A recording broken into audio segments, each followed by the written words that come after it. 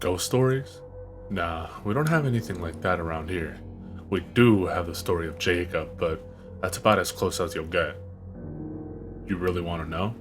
Well, I'm not supposed to tell you, but alright. Just no interrupting. I don't have the patience for it.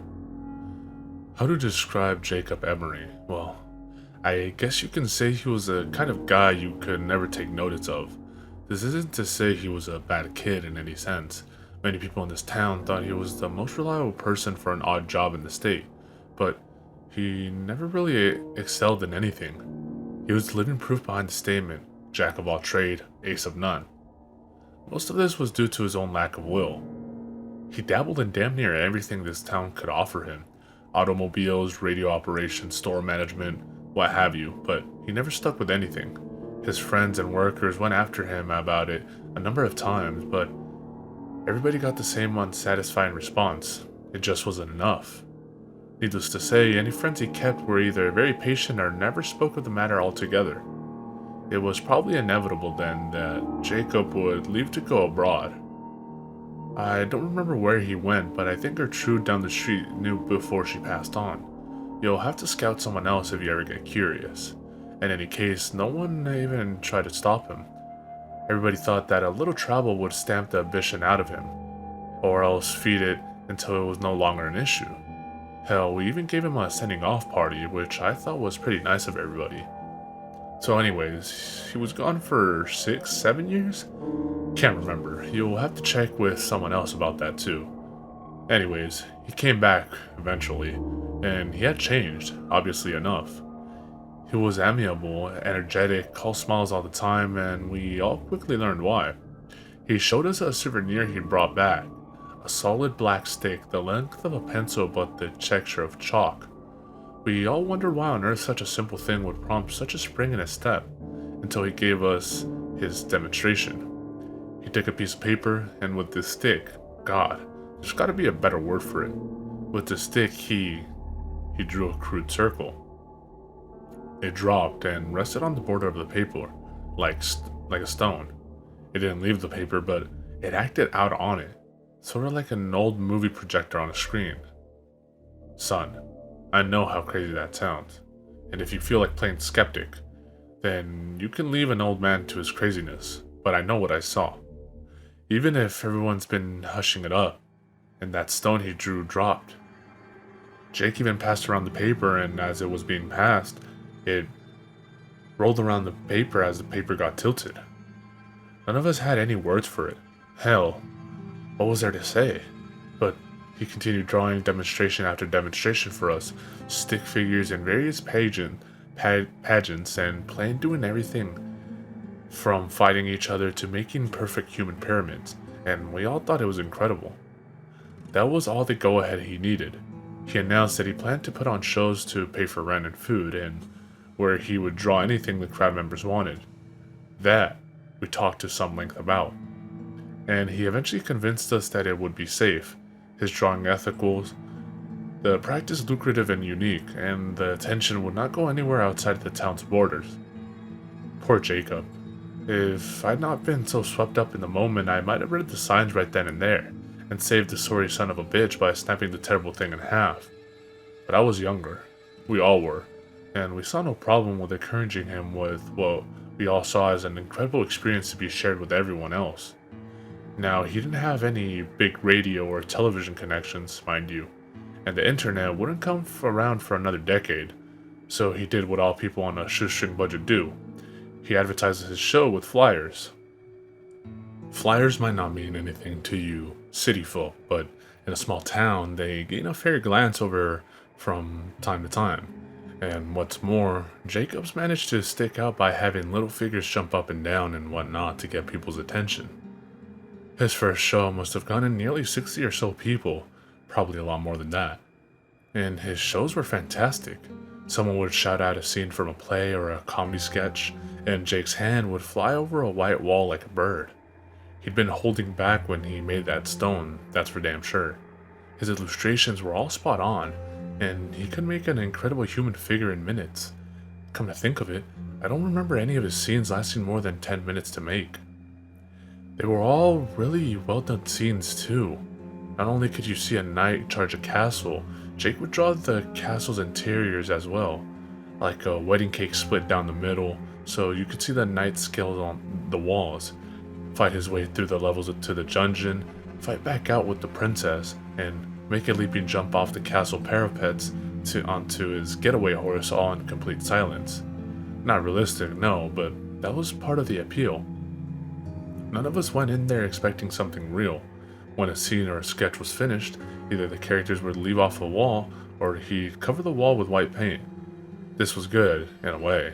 It gave these shows a time limit, so that when he'd finished with all 4 walls in the room, everybody knew that the show was over until the paint dried. Jake, meanwhile, was changing in a bad way. I had mentioned that upon his return, he'd been extremely energetic. Well, that energy, that vitality or fervor, or whatever you want to call it, it never left him, not for an instant. Far from it. It seemed to grow in him, and he enjoyed it all too much. His eyes grew wider, he slept gradually less over time, his statements and opinions more radical and frenzied. And though he was never a pushover, he started to make people nervous in his company. A month or 2 passed, and Jake's audience grew like a wildfire. Nearly everybody in the town paid to see Jake's art in action, and he had to rent out a larger and larger places for them to sit. He now didn't stop after one scene was done.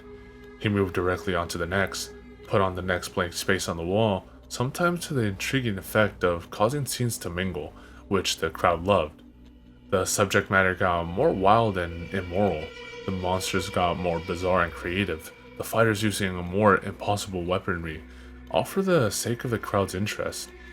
Jake got steadily more indulgent, which we figure was from the money, and he became a drinker and a womanizer, neither of which got rid of that vitality, by the way. Some of those women claimed that they'd woken up in the middle of the night to see him scribbling with that stick on a drawing pad, a gigantic grin on his face, and while most of them said they assumed he was drawing them in the nude, there's rumors that 1 or 2 of them got glances at that notepad. Those anonymous few supposedly said that those drawings absolutely weren't nude pictures, but neither of them, whoever they are, will say what he was drawing. Don't bother looking for the notepads or the flyers though, they're all gone now. I'm getting off track. Point is, he was hitting that bottle. And that's important because it was that drinking that would eventually ruin everything. On the night of one of his performances, as he walked in front of his cheering crowd, it was immediately apparent to everybody that he was completely drunk. I was in the front row and I could smell the bourbon on him from 10 feet away. The show started and he went through a bunch of sketches and scenarios the crowd recommended, when at the end, someone asked that he draw himself. Everyone cheered the idea.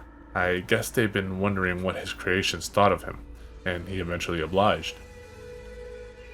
No sooner had Jake finished connecting the final 2 lines on his coat, than every single character across the vast expanse of wall all stopped and looked directly at that illustration. Lovers stopped kissing, clowns stopped laughing, robots stopped fighting pirates. Everything stopped and looked at the Jacob illustration.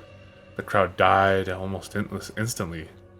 I remember Jake's face at that moment, pale white, full of terrible comprehension at his mistake, looking desperately for the cans of white of paint he'd forgotten to put out before the show. Everybody else? They were looking at the fake Jacob. That Jacob reached into his jacket pocket and pulled out a black stick of his own. As we all watched, drew a door. He pushed on his side and the door swung open, allowing him to walk onto the floor of the auditorium. The rest was an absolute hellish pandemonium. People screamed and ran for the exits as Jacob characters, both those currently on the wall and those which had previously left before being covered up, ran out of their own exit, throwing pies, shooting lasers, blowing fire and poison in the impossible. I was near enough to exit to escape, and gave only one backwards glance. The scene will haunt me forever. Jacob Emory was being dragged by his creations, kicking and screaming through the door his copy had made. The auditorium burned down, obviously enough, but I have no idea how many characters escaped. What happened to the fake Emory, or how many people died? The fire brought the fire department from the near cities up to over 100 miles away, They in turn brought the police force, which brought the government, which hushed up everything. They took the flyers and any art Jake had made and sworn everybody to secrecy or else life detainment. The fire was blamed on a cigarette in the garbage during a basketball game, and we all eventually went on with our lives. Jacob was made to never have existed. In retrospect, I realized everything. Jacob hadn't been creating illustrations. Illustrations don't move, much less act or attack. They're just images people see, shadows made to look like real things. Jacob had been making life, actual thinking things in some alternate dimension, using a power that was never meant to fall to mortal hands. He got drunk on his power. His punishment was probably well deserved. Incidentally, the government screwed up on 2 different accounts. They did a damn good job of silencing everyone, but proof remains. The ruins are still there, you know. The auditorium's ruins. I hear they're going to start reconstruction soon, which will wipe out any remaining evidence someone can definitely see. But I went back there once, several years after the fire. Just once. Amidst the rubble, covered in ash, I saw something squirming. I looked closer. It was Jacob Emory's hand on the wall, exactly like it had been 3 years ago. Sweaty but calloused, I remember. But it was constantly flailing, as if the body it was supposed to be attached to was still writhing in flames. That was mistake number 1. Number 2 was those creations. Like I said, I don't know how many escaped, nor how many the government agents found and caught, but I will say only this. Those tall grass meadows on the outskirts of town? Don't go into them, ever. You were asking about those white figures you've seen at night, right? This town doesn't have ghost stories.